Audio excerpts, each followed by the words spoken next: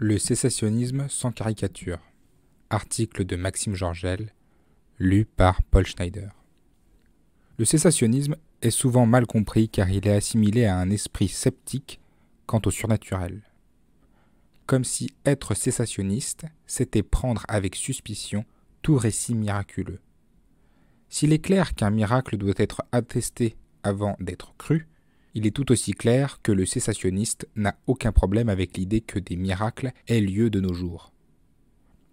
Le but de cet article est d'expliquer sommairement la position cessationniste modérée, c'est-à-dire un cessationnisme dépouillé des excès et caricatures que l'on peut avoir en tête. En écrivant cet article, j'hésite même à utiliser le mot cessationnisme tant il a mauvaise presse dans certains milieux, un peu comme le mot charismatique a mauvaise presse dans d'autres milieux. Mettons de côté nos a priori et cherchons simplement à comprendre ce qui a cessé depuis le temps des apôtres et ce qui continue, car tous sont d'accord pour dire que des choses ont cessé et que d'autres continuent. Tout le monde, en un sens, est cessationniste et tous sont continuationnistes. Dans cet article, j'aimerais prendre le temps de faire quelques distinctions afin de mieux comprendre ce que nous appelons cessationnisme et d'écarter les caricatures. Je pense pertinent de traiter la question en 4 parties: les miracles, la prophétie, l'apostolat et les langues. Le miraculeux. Définissons miracle par tout ce qui trouve sa source dans une action extraordinaire et surnaturelle de Dieu. Bien sûr, on peut imaginer des miracles causés par d'autres puissances que Dieu, mais écartons-les de notre discussion. En soi, le cessationniste n'a aucun problème à admettre un miracle de nos jours. Par exemple, il n'a pas de problème à l'idée que Dieu guérisse une personne miraculeusement. Il n'a, bien évidemment, aucune objection au fait que Dieu régénère une personne, ce qui est un miracle. Il conçoit tout à fait que Dieu, par un concours de circonstances, fasse qu'il se passe des choses si étonnantes dans nos vies que nous soyons poussés à les appeler miraculeuses, même si elles ne le sont pas toutes. Le cessationniste nuancera toutefois tout cela par 3 remarques. Premièrement, notre foi ne repose pas sur les miracles, mais sur les promesses de Dieu. Dieu peut très bien s'abstenir d'intervenir miraculeusement dans notre vie quotidienne sans que cela ne nous étonne. Par contre, si nous ne voyons pas le miracle de la régénération et de la sanctification dans nos vies, nous devons nous questionner. Deuxièmement, un miracle n'est pas non plus nécessairement un signe de bénédiction et d'approbation divine. En effet, Christ nous dit que parmi ceux qui auront fait beaucoup de miracles en son nom, certains seront perdus. Matthieu chapitre 7, verset 22. Christ nous encourage plutôt, alors, à chercher à accomplir sa volonté qu'à faire des miracles. Matthieu chapitre 7, versets 24 à 29. Troisièmement, certains miracles appelés signes dans la Bible avaient un rôle unique qui ne saurait être répété dans l'histoire. L'exemple le plus flagrant est celui du miracle des miracles, la résurrection du Christ. Christ n'a pas besoin de ressusciter à notre époque. Il est ressuscité une fois pour toutes, et des témoins fiables ont fait parvenir la nouvelle dans tous les siècles. De même, plusieurs des miracles du Christ, si ce n'est tous, avaient pour but de confirmer un enseignement donné, comme lorsqu'il multiplie les pains pour nous apprendre qu'il est le pain de vie. Il ne s'agit pas de dire que Dieu n'est plus capable de multiplier des pains, de ressusciter des morts, ni qu'il ne l'a plus jamais fait depuis ses jours, qui sait, mais de reconnaître que certains miracles, que nous pourrions appeler des signes, avaient un rôle unique de confirmation du message du Christ et de ses apôtres. C'est ce que nous dit l'Épître aux Hébreux qui, en parlant au passé, déclare, je cite, « Ce salut, annoncé à l'origine par le Seigneur, nous a été confirmé par ceux qui l'ont entendu, Dieu appuyant leur témoignage par des signes, des prodiges, des miracles variés et par des communications du Saint-Esprit selon sa volonté. » Hébreux chapitre 2 verset 3, 4 et voir aussi Actes chapitre 2 verset 22. C'est aussi ce que dit Paul quand il signale que ces signes avaient pour but d'attester qu'un tel faisait partie des apôtres du Christ, témoins oculaires de sa résurrection. 1 Corinthiens chapitre 9 verset 1, 2 Corinthiens chapitre 12 verset 12. La prophétie. Un cessationniste n'est pas opposé à l'idée que nous puissions avoir une intuition, un songe ou une forme de connaissance surnaturelle que Dieu utilise pour intervenir dans notre vie si cela lui plaît. Certains appelleront cela prophétie en prenant ce mot au sens large comme signifiant toute connaissance surnaturelle de l'avenir par exemple. Voir aussi l'article intitulé « Le caractère fondateur de la prophétie ». Alors, qu'est-ce qui a cessé pour le cessationniste ?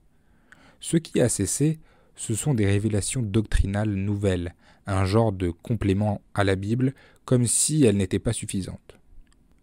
Comme le montre Richard Gaffin, et comme le dit Paul, ce que la Bible appelle prophétie n'est pas simplement une connaissance surnaturelle, mais une révélation d'un mystère, c'est-à-dire d'une vérité théologique et historico-rédemptive, c'est-à-dire liée au déroulement du plan de rédemption de Dieu dans l'histoire, qui était caché auparavant et qui est alors révélé. Lisez aussi l'article intitulé « 3 raisons pour lesquelles la prophétie dans le Nouveau Testament est infaillible », article de Thomas Schreiner. Ainsi, dans son sens large, la prophétie n'a pas cessé, mais dans le sens strict et le plus courant dans la Bible, elle a cessé. L'apostolat. Tout comme pour le mot prophétie, le mot apôtre revêt divers sens en théologie et même dans la Bible. On peut désigner par apôtre tout simplement quelqu'un qui est envoyé pour transmettre un message ou des biens d'une église à une autre, tout simplement parce qu'apôtre signifie envoyé. On peut aussi appeler apôtre une personne qui est envoyée en mission pour évangéliser une région donnée. Enfin, on peut désigner par apôtre ceux que le Christ a directement institués pour être les témoins oculaires officiels de sa résurrection. Ce dernier sens est présent dans la Bible de façon claire en Actes chapitre 1 lors de la désignation de Matthias pour remplacer Judas. Voici en effet ce que dit Pierre au verset 21 et 22. Je cite. « Ainsi, parmi ceux qui nous ont accompagnés tout le temps que le Seigneur Jésus allait et venait avec nous, depuis le baptême de Jean jusqu'au jour où il a été enlevé du milieu de nous, il faut qu'il y en ait un qui soit avec nous témoin de sa résurrection. » Actes chapitre 1, versets 21 et 22. Paul aussi, face à ceux qui contestent son apostolat, le prouve en rappelant qu'il a vu le Christ ressuscité sur la route de Damas. « Ne suis-je pas apôtre? N'ai-je pas vu Jésus notre Seigneur » 1 Corinthiens chapitre 9, verset 1. Ainsi, dans le sens large d'envoyer, pour une mission spécifique ou pour la mission de l'Évangile, le terme apôtre peut être utilisé pour désigner une personne de nos jours. Par contre, dans un sens strict de témoin oculaire de la résurrection, ce terme est réservé à une période que Paul désigne comme celle de la fondation de l'Église lorsqu'il dit, je cite, « Vous avez été édifiés sur le fondement des apôtres et des prophètes, Jésus-Christ lui-même étant la pierre de l'angle. » Éphésiens chapitre 2, verset 20. Les langues. C'est sur la question des langues que le cessationniste se distingue le plus clairement du continuationniste. Le cessationniste croit que ce que la Bible appelle parler en langue a cessé. Pour pouvoir expliquer ce point de vue sans caricature, je vais définir d'abord quel type de miracle était le parler en langue. Puis, je vais expliquer sommairement pourquoi ce don a été donné pour un temps et enfin me tourner vers les expériences modernes de parler en langue et dire comment je les considère. Le parler en langue consistait à parler des merveilles de Dieu dans une langue réelle qu'un homme n'avait jamais apprise. Nous constatons cela clairement lors de la première occurrence du phénomène en acte 2. Je cite. « Ils se mirent à parler en d'autres langues. Chacun les entendait parler dans sa propre langue. Comment les entendons-nous chacun dans notre propre langue maternelle?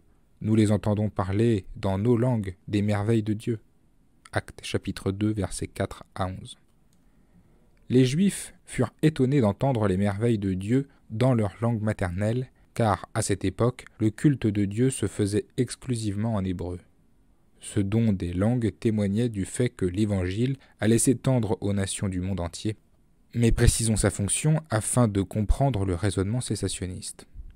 En annonçant que l'Évangile allait s'étendre aux nations, les langues envoyaient un message de condamnation au peuple d'Israël et signifiaient, pour reprendre les mots du Christ, le royaume de Dieu nous sera enlevé et sera donné à une nation qui en rendra les fruits. » Fin de citation, Matthieu chapitre 21, verset 43. Ce n'est pas moi qui invente cela, c'est ce que Dieu avait annoncé de longue date au peuple d'Israël. En annonçant le jugement sur Israël, Dieu indiquait souvent que celui-ci se manifesterait par le fait qu'il enverra une nation dont ils ne comprendront pas la langue.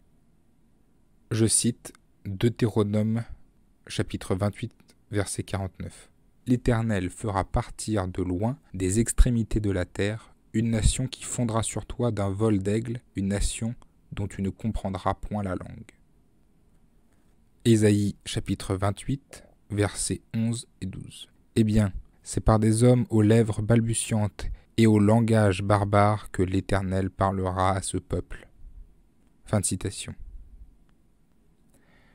Jérémie chapitre 5, verset 15, je cite. « Voici, je fais venir de loin une nation contre vous, maison d'Israël, dit l'Éternel. C'est une nation forte, c'est une nation ancienne, une nation dont tu ne connais pas la langue, et dont tu ne comprendras point les paroles. » Fin de citation. Qui m'autorise à faire un tel lien entre cette annonce du jugement et le parler en langue ? Paul lui-même. En effet, lorsqu'il explique le parler en langue aux Corinthiens, il cite ce même passage de Ésaïe, chapitre 28. Je cite. « C'est par des hommes d'une autre langue et par des lèvres d'étrangers que je parlerai à ce peuple, et ils ne m'écouteront pas même ainsi, dit le Seigneur. Par conséquent, les langues sont un signe, non pour les croyants, mais pour les non-croyants. » Fin de citation de 1 Corinthiens chapitre 14, versets 21 à 22. Les langues sont un signe pour les non-croyants juifs car elles annoncent que le moment est venu d'être jugé. Dieu leur parle désormais en langue étrangère et, s'ils s'endurcissent, ils ont à craindre le pire. Et ce pire, qui est à craindre, est le rejet temporaire de ce peuple, la destruction de Jérusalem et du temple que Christ avait annoncé et qui est arrivé en 70 par Titus, un Romain dont il ne saisissait pas la langue. Tout comme le don de construire le tabernacle n'a plus de sens une fois le tabernacle construit, le don de langue n'a plus de sens une fois que ce qu'il annonçait est venu. Le jugement est tombé, les langues ont cessé. Bien sûr, le but de cet article n'est pas de chercher à convaincre, mais de casser les mythes qui courent sur le cessationnisme. C'est pour cette raison que je ne réponds pas ici aux objections qui pourraient être soulevées. Je l'ai déjà fait par ailleurs sur le blog via plus de 25 articles. Mais il subsiste une question que je m'étais promis de traiter. Que faire de mes frères et sœurs qui me disent parler en langue aujourd'hui ? Sont-ils des menteurs ? Je présume honnêtes tous mes frères qui disent parler en langue. Je ne pense pas que leur expérience soit feinte. Je pense simplement que cette expérience n'est pas ce que la Bible appelle parler en langue. Le phénomène observé dans les assemblées charismatiques s'appelle glossolalie. Il consiste en un certain état émotionnel et s'accompagne d'une suite de syllabes incompréhensibles. Je ne pense pas que ceux qui pratiquent la glossolalie pêchent, ni que la glossolalie soit mauvaise en soi.